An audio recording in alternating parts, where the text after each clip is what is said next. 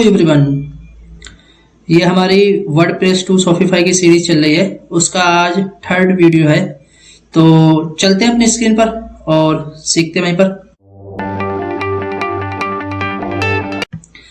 तो गाइस, ये हम आ गए अपनी स्क्रीन पर।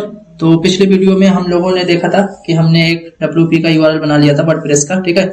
अब हम उससे सारे के सारे जो ब्लॉग हैं उसको हम गेट करेंगे, ठीक है। तो वो यूआरएल अभी हम आपको दिखाते हैं कि ये रहा, ठीक है, जो हमने ऑलरेडी डाला था पोस्टमैन पे, ये काम कर रहा था। तो हम इस वाले यूआरएल को उठाते हैं और यूआरएल को कॉपी करने के बाद में गाइस हम यहाँ पर आते हैं और यहाँ पर आने के बाद में हम लिखते हैं कुछ जावास्क्रिप्ट के मेथड एंड फंक्शन, ठीक है। तो जो जैसे कि हम ऑलरेडी लिखते हुए आए, तो यहाँ हम इंटर मारते हैं, यहाँ लिखते हैं स्क्रिप्ट CRIPT, ठीक। और इसके अंदर ही हम वो अपना सारा का सारा कोड कर लेते हैं। अब इस एपीआई को हम फेच एपीआई के मेथड से यूज करेंगे, ठीक है।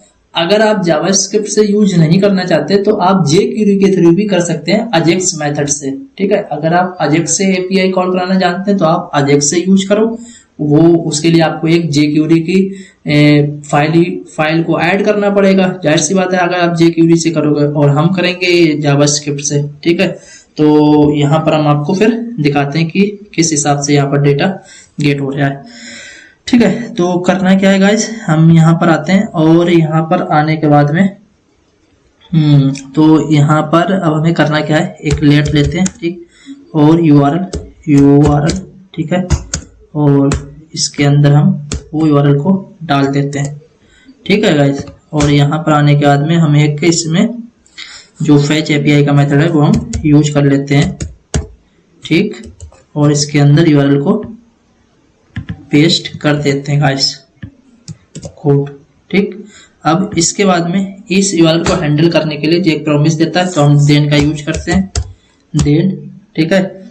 और इसको इसके अंदर एक फंक्शन, ठीक है, फंक्शन होता है, फंक्शन, ठीक है। और फंक्शन के अंदर जो भी हमें रिस्पॉन्स मिलेगा उस रिस्पॉन्स को हम लोग ले लेते हैं गाइस, ठीक है। तो जो भी हमें फंक्शन के अंदर रिस्पॉन्स मिलता है हम उस रिस्पॉन्स को यहाँ पर ले लेते हैं। तो यहाँ लिखते हैं हम रिस्पॉन्स, ठीक है। और ये हमने यहाँ पर लिख दिया रिस्पॉन्स, और इसको हम करा देते हैं जेसन में रिटर्न। जो भी रिस्पॉन्स है उससे हम जेसन में ले लेते हैं। तो यहाँ रिटर्न लिख देते हैं, ठीक है, रिटर्न रिस्पॉन्स, ठीक है, डॉट जेसन, ठीक। और इसको बंद कर देते हैं, दैट्स इट। अब क्या करेगा कि ये भी एक प्रॉमिस आपको देगा, ठीक। तो अब जब ये प्रॉमिस देगा तो उस प्रॉमिस को हैंडल करने के लिए आपको फिर से एक बार डॉट देन यूज करना पड़ेगा। रट लो बस, ये क्या है ना, फेच एपीआई मेथड है, बस रट लो कि 2 बार देन लगाना है हमें। एक बार जो भी हमें रिस्पॉन्स मिलेगा वो जेसन में, ठीक है, फिर उस जेसन का जो भी हमें रिस्पॉन्स मिलेगा फिर से हमें देन लगाना है, जिसमें हमें अपना डेटा को लेना है। और फिर वो डेटा आप किसी भी फंक्शन में डालकर उससे आप डेटा को गेट कर सकते हो। कोई इतना बड़ा इशू नहीं है, रट लो बस अच्छी तरीके से और आगे काम करते रहो। सिंपल तरीका है, ठीक है। तो एक बार आपने देन लगाया, रिस्पॉन्स उठा लिया, ठीक है। दोबारा आप देन को लगाओ और यहाँ पर से ये लो फंक्शन बना दिया फिर से हमने, ठीक है गाइस। ये हमने फंक्शन बनाया और फंक्शन के अंदर अब हमने ले लिया जो भी डेटा आया था। मान लो हम पहले कर्ली ब्रैकेट लगा लेते हैं और इसको डेटा में ले लेते हैं, ठीक है। और इसको डेटा में लगाने के बाद में आप यहाँ पर जो भी डेटा आएगा उस डेटा को गेट कर लेते हैं console.log में गाइस, console.log, ठीक है। तो यहाँ पर हमने इससे console.log में डेटा को ले लिया, ठीक, बंद कर दिया इसको सेमीकोलन लगा के, ठीक है।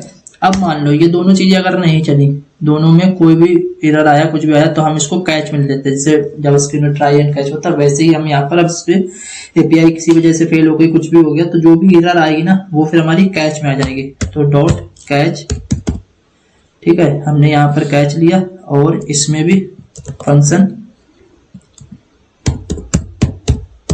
ठीक है, इसमें भी हमने एक फंक्शन लिया और फंक्शन लेने के बाद में इसमें फंक्शन लिया, फंक्शन लेने के बाद में इसमें हमने एक एरर डाल दिया, ठीक है। और यहाँ पर आने के बाद हमने कंसोल डॉट लॉग और इसमें हमने प्रिंट करा दिया जो एरर ली थी उस वाली एरर को यहाँ पर डाल दिया। दैट्स इट, ये ले खत्म।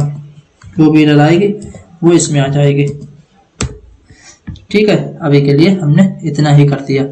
और उसके बाद में अब हमें क्या करना था कि, ठीक है, तो ये गाइस हमने इतना कर लिया। अब हमें क्या करना है, कुछ नहीं करना है, बस यहाँ पर आने के बाद कंट्रोल एस करना है, ठीक है। और कंट्रोल एस करने के बाद में हमें अब इस वाले पेज को रिफ्रेश करना है और रिफ्रेश करके हमें चेक करना है। तो ये गाइस हमने चेक करा और कंसोल डॉट लॉग में डेटा लिया था, तो हम राइट क्लिक करके इस पे एलिमेंट करते हैं, कंसोल करते हैं। बूम गाइस, ये देखिए एरे में 3 प्रोडक्ट हमारे पास आ गए।